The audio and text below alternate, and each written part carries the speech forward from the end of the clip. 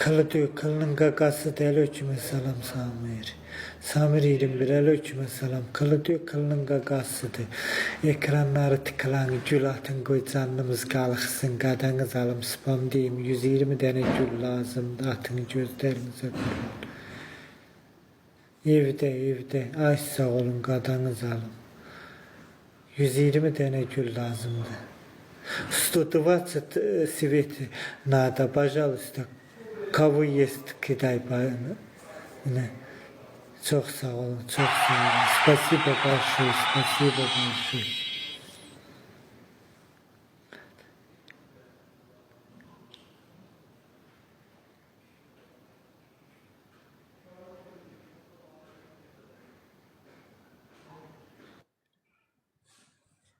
Onu kim dedi ha? Haberim yoktu.